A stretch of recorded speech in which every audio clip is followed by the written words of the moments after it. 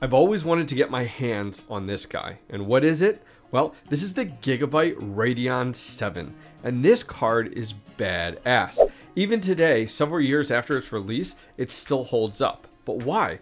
Why is the Radeon VII still such a good graphics card, especially right now with GPU mining? Today we're going to go ahead and take a look at this Radeon VII. We're going to get it mining, we're going to get it testing. But how much did I pay for it? Today's video is sponsored by the team over at BT Miners. With the bear market in full swing, crypto mining hardware prices are insanely low, making right now the perfect time to purchase that ASIC miner that you've had your eyes on. I've been working with the team at BT Miners for some time now and can vouch for their honesty, trust, and amazing customer service.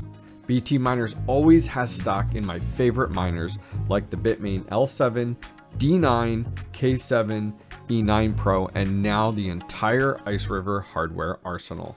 Guess what? BT Miners has opened a brand new ASIC repair facility in the United States to help customers struggling to find a trusted, reliable repair center stateside. Looking for a brand you can trust with your next ASIC purchase? Look no further than BT Miners.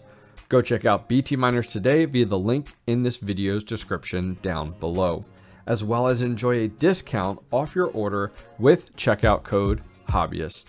So on Facebook Marketplace, I came across this just scrolling one night before bedtime, and I couldn't believe it. It was local, like 15 minutes away, and I rarely go on Facebook Marketplace because I always want to buy something, and it's never ideal. I really never need it.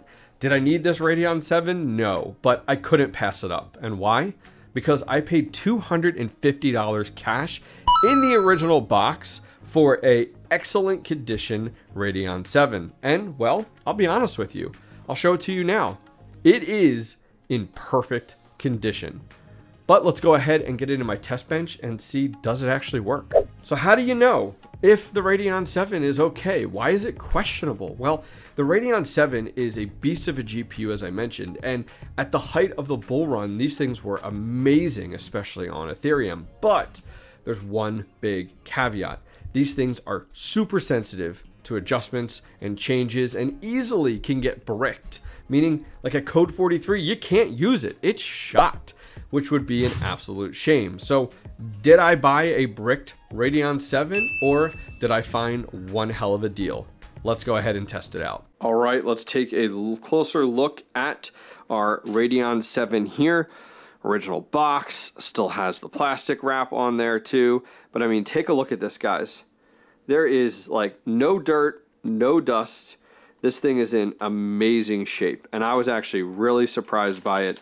Taking a look at it, no bent fins, no nothing. So, did we luck out or did we get scammed? We'll have to go ahead and find out. But I mean, look at this. And I love this. The card, the exoskeleton on this card is not like cheap plastic. I don't know, it's like a metal, is this like an aluminum, like a thicker aluminum? You guys will know in chat, but it's just a beautiful card. I mean, look at this. It's awesome. Let's take a look at this back plate here.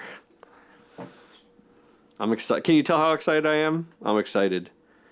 Heck yeah. Now, the story behind this, the gentleman told me, and some of you guys may do this type of stuff and know about it, was he was actually, I met him at a doctor's office. He was dressed in scrubs, and he told me that, he's like, oh, do you know anything about this card? And I'll be honest, I played dumb. I said I was putting it in my son's mining rig, or sorry, my son's GPU rig, not a mining rig. My son does have a mining rig. And he said, oh, well, I bought it to try to build a Mac from scratch. Apparently, there's like a build, like a whole group online, just like any other community, where you can build Macs from scratch and you don't need all the Apple products and stuff. And I guess he said this Radeon VII was like the most recommended GPU for doing something like that. So let's get it on our test bench here and test it out.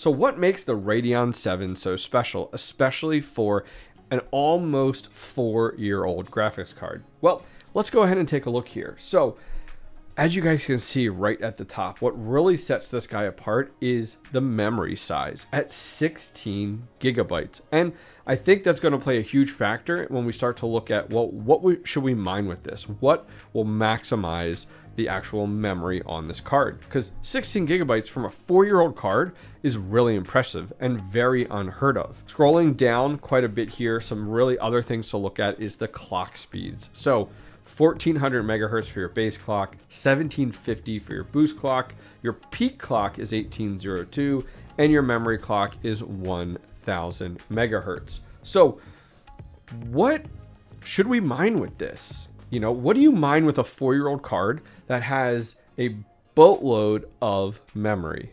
All right, so let's figure out what to mine with this thing. So let's go over to hashrate.no.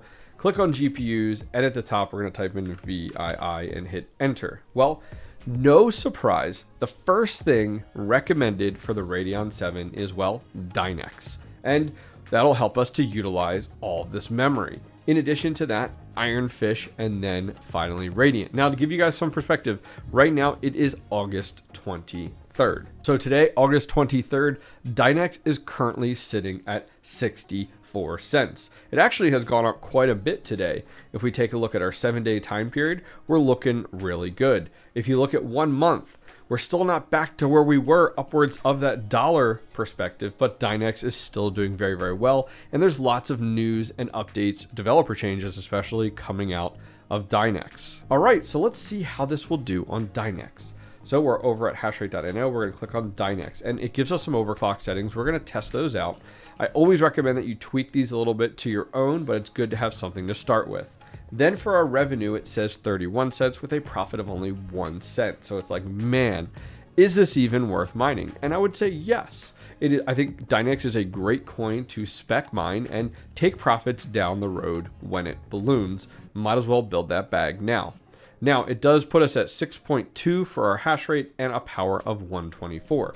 So if we jump over to what to mine, let's put that in, calculate it out, and it puts us at about 28 cents in revenue per day with a cost of 21 cents. So here mining that, we're actually making 7 cents per day if we were cashing this out daily, which we absolutely are not. And at the end of the day, it's not using that much electric. So I definitely don't mind running this, especially for the amount of hash rate that it'll give us towards Dynex. All right, we're over in 𝗏𝐻. Let's load up our current home here, and we have a test bench, which is right here behind us. Our Radeon VII has showed up in here. Now it's time to build out our flight sheet. So be right back. All right, so we have our flight sheet in place using 𝗟BMiner. We have no overclock settings, which I'm not going to run this long because I don't want to break this sucker. But as you guys can see, we're at 9.3, which is really, really impressive. And to give you a quick look at the amount of electric and watts it's using stock, it's about 200 to 205, minus out about 25 watts for the entire rig. So we're about 175 watts versus what you see in 𝗏𝐻, which is 110. So I always recommend that you use a electric meter to go ahead and measure your watts so that you know a true number, because that's a significant amount. If you guys need a watt meter, I'll put a link directly down below to one, which is a nice portable little one, which will do the trick. All right, we got some overclock settings in currently right now, 1350 for our core, 850 for our core voltage, and 1000 for our memory clock. Now, right now we're at 9 kilohash still, which is awesome. Now in the software it says 144, and if we take a look, we're actually at about 185. So if we take off 25 from there, which is being reserved for the rest of our rig, we're down pretty significantly, down to about 155 watts. So I'm going to go ahead and update that over here. I've created just a little notepad file, nothing too crazy. So we are at 9.060, and we're at about 155 is what we talked about, removing that out. I do want to try a few more overclock settings. As you guys can see, I'm going to add a few more in here to just kind of find where the best overclock settings would be to run this, and also to be safe as well. All right, I did a little bit more testing. I found a few more settings out there on the interwebs, and I think we've kind of found the best opportunity. And I think it's almost tie here. It's within about 10 watts So it really comes down to the direction you want to go. So I found this command --GPU-Dynex-RDS4, and I applied that to some of the overclock settings that we had previously tried without it. It helped out a tiny bit, but not a massive amount.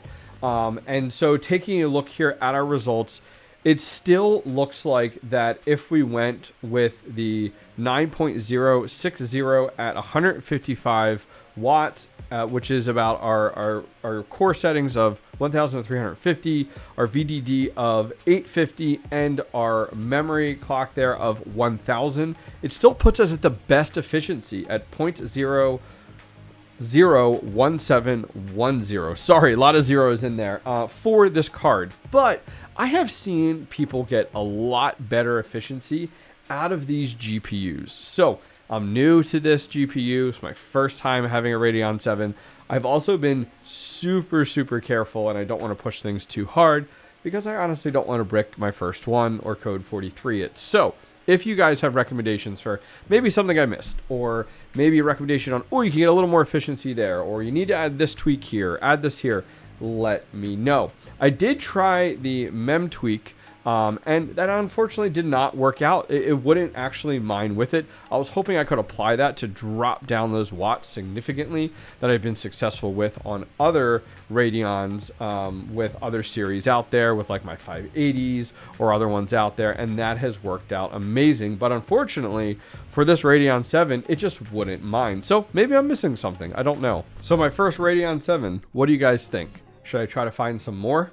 I don't know if it's worth the absolute gamble, but for $250 off of Facebook Marketplace, I can't complain. I'm eager to get this in a full-time server case rig and get this on Dynex, because I'm going to be honest, this has a ton more horsepower than most of my GPUs out there. Well guys, that is going to wrap things up for today. If you guys enjoyed this video, I love jumping back into some GPU mining. It is definitely my bread and butter and my passion. But if you guys enjoyed it and you guys want to see when I drop my next video, go ahead and click that bell, and I'll see you guys next time.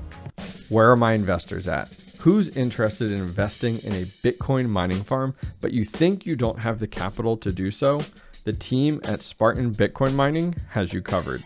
Check this out. Spartan Bitcoin Mining has been hard at work building out their infrastructure and growing like crazy, providing an avenue for traditional investors to take part in the crypto mining scene through, well, traditional investing methods. The bear market is the perfect time to put your money to work. Spartan Bitcoin Mining makes it easy for the little guys to participate and invest for as little as $300, or if you're a whale, the team has you covered as well. Follow the link in the video description to learn more about Spartan Bitcoin Mining, and tell them the Hobbyist Miner sent you.